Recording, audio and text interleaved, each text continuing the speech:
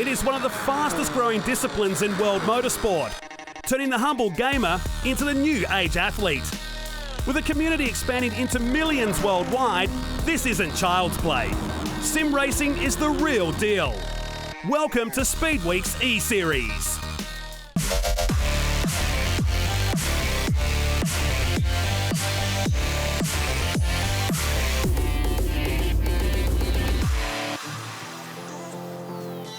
Esports. It's the fastest growing spectator sport in the world. The dawn of esports is truly upon us.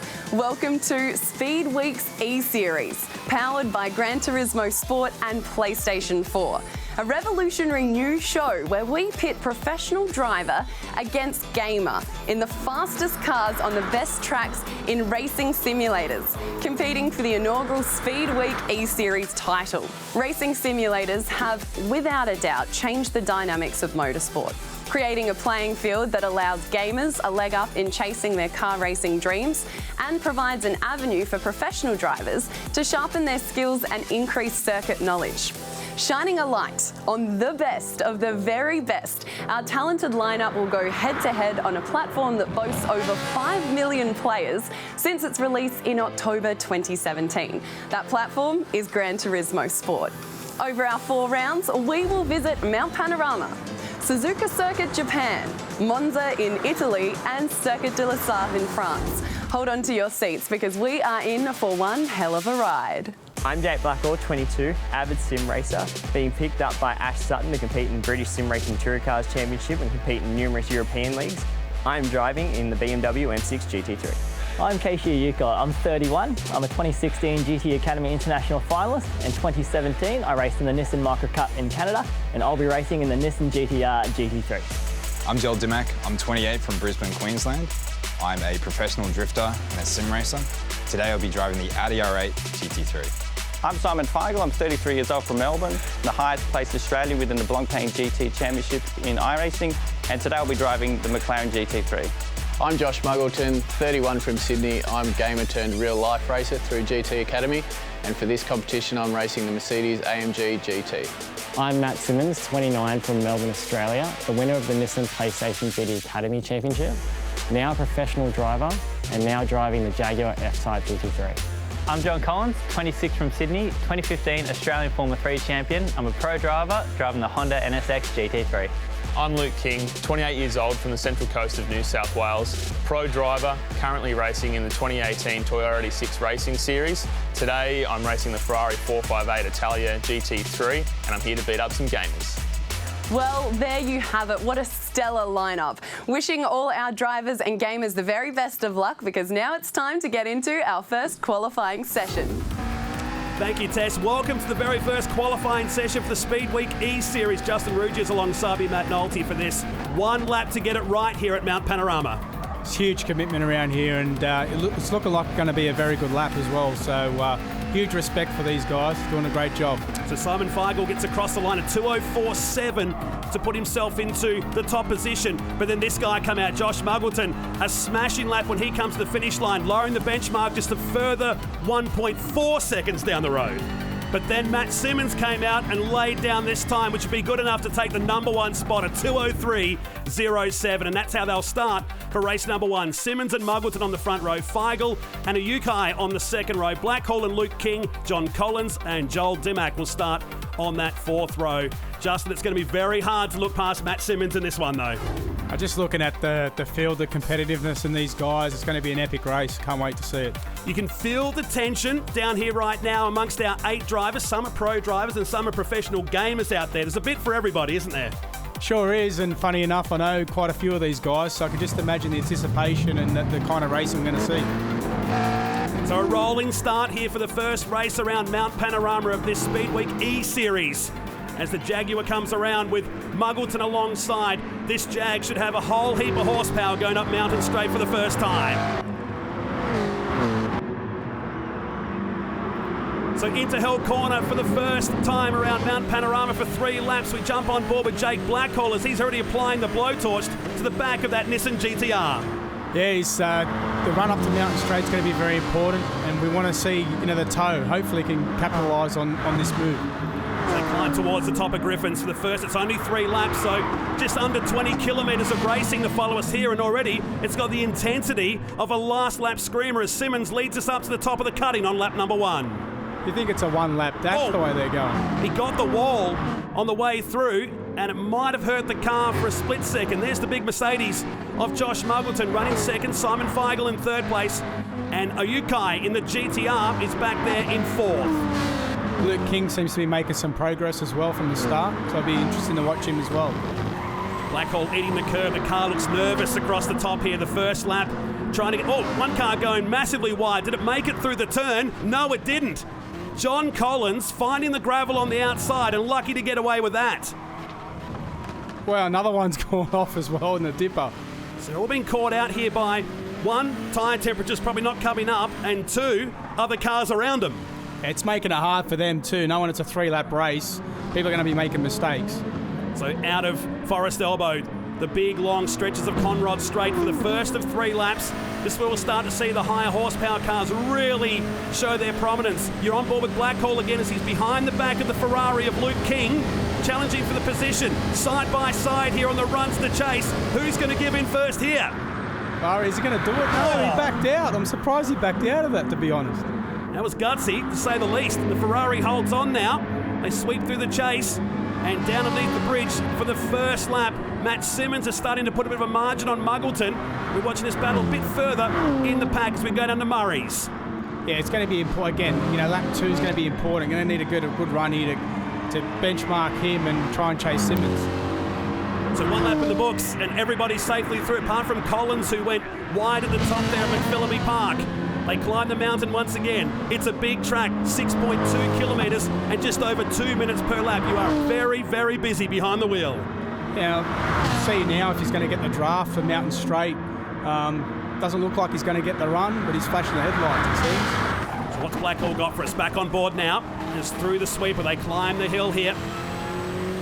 Stretching the legs across the top of that curve. That concrete wall comes out real quick. The sweeping left up to the top at the same time. You're braking, trying to straighten the car up. This time, the Ferrari goes sideways and almost contact. I was going to say, Kingy went real wide into that turn. He probably wanted to be more inside than that, but he got away with it. It really sucks you in that corner, doesn't it? You carry so much speed up there, but before you know it, you're snapping sideways. Yeah, it's only one line in there, and as you can see, if you're a bit wide, you're going to be loose on exit, So now he needs to regain his composure through McPhillamy Park. A little dip in the road. Curb on the right-hand side can trip you up at the best of times. This is Keiichi Kaya heading down into Skyline, just giving the car a header rub into the dipper. Kick of dirt, so the GTR starting to come on strong. Here he's gone. So Blackhall is gone on the exit of the dipper. Unfortunately, the move was on and he was trying his best, but unfortunately lost the rear end, so he's going to have to fight again. Such an unforgiving course, isn't it, Mount Panorama? Back on board with Joel Dimmack now. Running the Audi R8, the sweet sounds of the R8. Appropriate enough, underneath the R8 bridge, heading down Conrod Straight. You can see how much commitment you need around Bathurst. I mean, all these guys are making little mistakes, but hopefully the next lap's clean and they can capitalise on some more moves. Shot from the curb cam into the chase. And now the climb up through the hill. Another corner that can trip many of the drivers up with speeds are up towards 260 kilometres per hour. Then they plunge down the hill. Back to our leading driver right now, Matt Simmons, former GT Academy winner back in 2015. An absolute pro behind the wheel of eSeries. Yeah, it's amazing to watch him, and you can see the commitment that's needed around this track, and you can see the gap and the margin that he's put on Josh. Hopefully Josh has got an answer for him in this last part of the race. I know we're 2 laps into a brand new series, but you get the feeling these 2 guys are going to be the form guys to catch. Yeah, I mean, watching it, the intensity behind it, I'm getting edgy just watching. I want to be part of it, so hats off to him. I'm about edgy. I want to be out there with him, and we can do that. You're the professional racer. I'm the gamer alongside you here, but man, what a great concept this is as Matt Simmons sets sail now for the final time across the top of the mountain. It's not a bad thing for Jaguar too to be leading this race ahead of the Merc. It's got a good ring to it, hasn't it? Muggleton holding down second position. They've left the third place car in the distance now of Simon Feigl. Luke King is still in fourth. Keiichi Oyukai is still back in fifth. And Jake Blackhall is in sixth position on this, the final lap as they drop down through the dipper. I mean, you can see Josh too. He's using every part of the track. He's using great lines. And I I mean, Matt's still pulling away, so Matt knows something that we don't. Into the Forest Elbow, looking high above this Mount Panorama course. What's the Mercedes got for it? There was 3/10 between these two in qualifying earlier. And not much track time when you think about the practice they got, 30 minutes, then it was an out lap and a qualifying lap. There really wasn't much time to get settled. Just goes to show, I mean, in real racing we get 20 minutes, and even then it's hard work. So to only get one out lap and a flying lap, yeah, credit to these guys. Into the chase, just pulls the Mercedes up in time. He had all four chirping through the turn, rubs the curb underneath the Armour All Bridge and down to the final turn. From pole position, that blistering time in qualifying, Matt Simmons will convert it into a race win and becomes the first winner in the Speedweek eSeries here at Mount Panorama. Honest more going on in the background. The Ferrari's gone properly this time. Even Luke before King. the checkered flag, and Luke King, I'm sure he's dropped a couple of positions out of that one. He would have, because there goes the Nissan GTR. He's dropped right down into 7th position. What a shame, because that was a genuine top 4 performance. And the win going to Matt Simmons by less than a second to Muggleton. Feigl back in 3rd place. Ayukai in 4th, Blackhall in 5th, down to Dimmick, Luke King and John Collins. That wild moment at McPhillamy finishes in 8th. I'm Matt Simmons, 29 from Melbourne, Australia. Some of my achievements through my short racing career would be definitely becoming the 2015 Nissan PlayStation GT Academy International Champion. It's quite a mouthful, but it turned my life upside down, made my dream come true. It escalated up to becoming an international driver, so racing in Europe in the Blancpain GT series. As a Nissan factory driver, which was unreal. But getting the opportunity to race in Europe at some of the most iconic tracks that I dreamt of, experience that I never thought was possible. I've had so much experience from Europe, so I really want to take that to local race teams and showcase how far I've come. Bucket list items for me, of course, is to race in the Bathurst 12-hour. That's definitely on my radar. So as a professional racing driver, you don't quite understand how much off-the-track physical fitness you need to be able to get yourself fit, I guess. It's so physically demanding, but it mentally strengthens you, so when you're in the car you can focus on driving at your best. And now I'm back in the sim again, and I love the pressure. It feels exactly the same. We've got such a strong sim community in Australia, so you can really get on there, have some fun with your mates, but equally you can feel the same pressure you feel in a race car but not have those physical demands. So yeah, so to be a part of the Speedweek eSeries event for the first time, it's quite awesome to again be in an amazing competition. But we all have sim experience and life experience, and some with race experience now, so it's great to showcase what we can do on a sim together, but also share stories as well. Some of the challenges in the C series will all be about controlling that pressure. It is quite short, you know, the qualifying are only hot laps, so you really got to be on it. But another key thing is you need to adapt as quickly as you can. So I think that's a really good skill to apply in any sorts of field of racing. So to be able to do that here and limit the mistakes, I think you'll be able to have some success. So I'll try and do the best I can.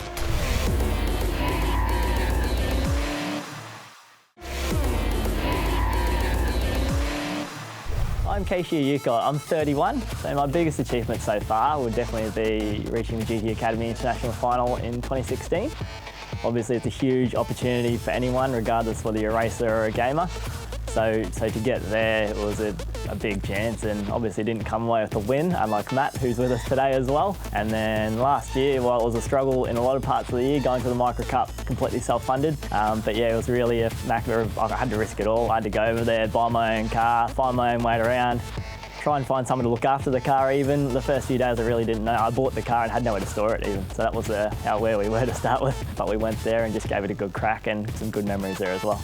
So being in Canada, I think it just showed me that even if there's nothing really organised to start with, as long as I keep pushing, keep my eyes open, it can be found and I can do it. So I think after all these years, it gave me a bit of self-belief that I can still do this, and I just have to keep my head down even when things look like they're coming to a dead end sometimes, so just keep pushing and just keep trying. So the goals I'm working towards hasn't really changed from the last 10 years really. It's to try and get professionally in racing.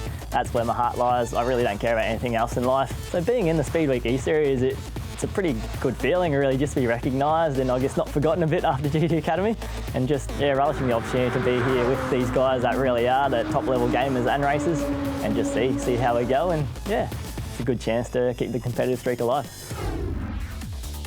Time to check out the points after race number 1, and Matt Simmons has an 8-point advantage now over Josh Muggleton, who's back in 2nd, Simon Feigl in 3rd, A Yukai that we just met a few moments ago is in fourth, and Jake Blackhall completes the top 5 so far after one race. Qualifying now for race number 2, and this time Matt Simmons was first out on the track.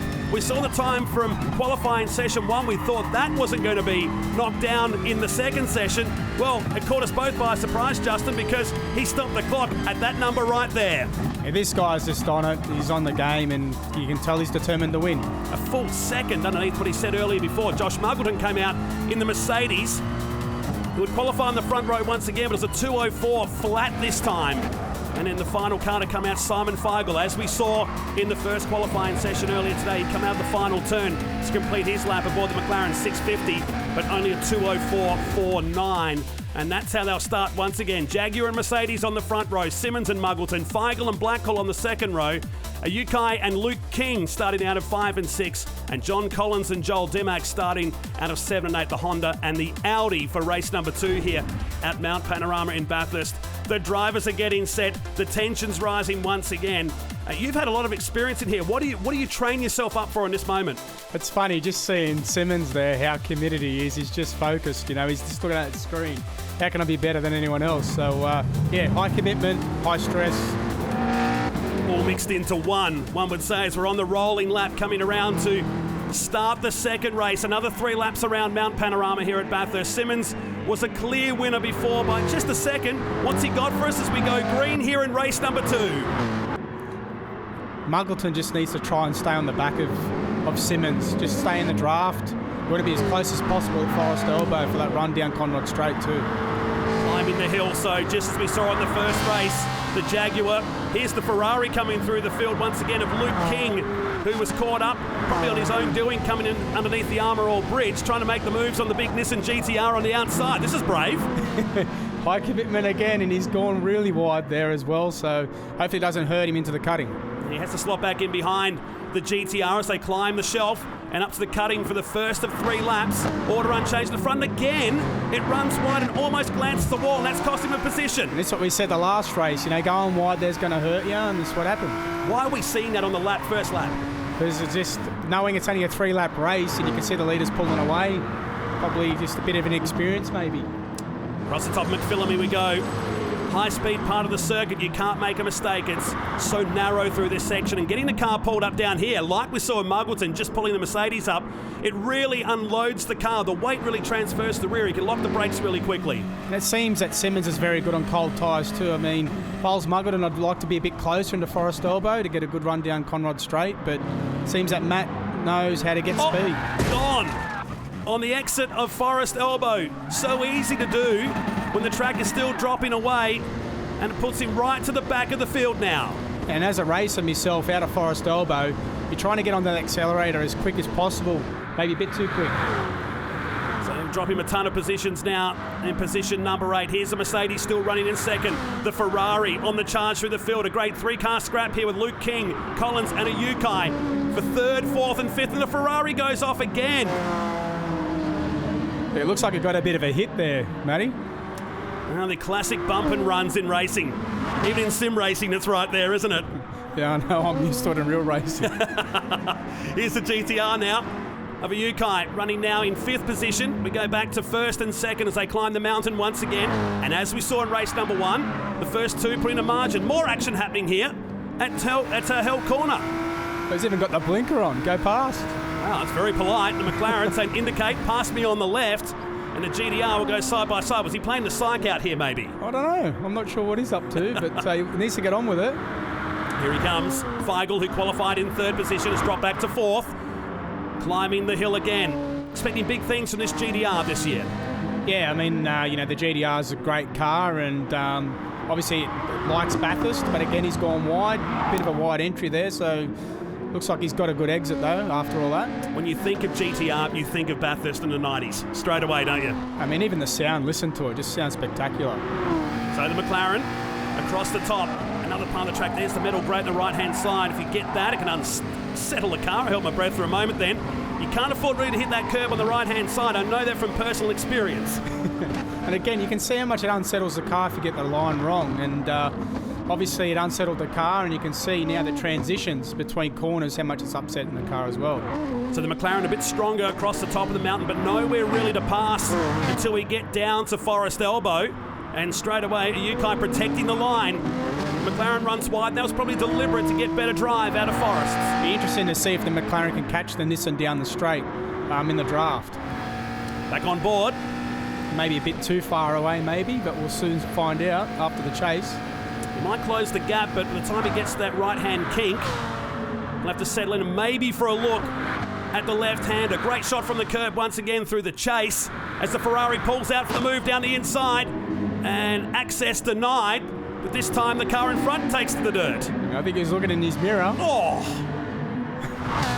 And that could have been scary. It was Collins. Oh, there's the McLaren going down the inside once again. So it's on between the GDR and the McLaren here. So we start the final lap at Bathurst. You could see Luke King's car with the brakes, how red they were. It's obviously on the brake pedal pretty hard. They've had a workout, no question about it. So this could almost be 4 cars scrapping here soon. And they'll go at it once again. Collins behind the back of Luke King gets back into the slipstream. So we climb Mountain Straight for the last time.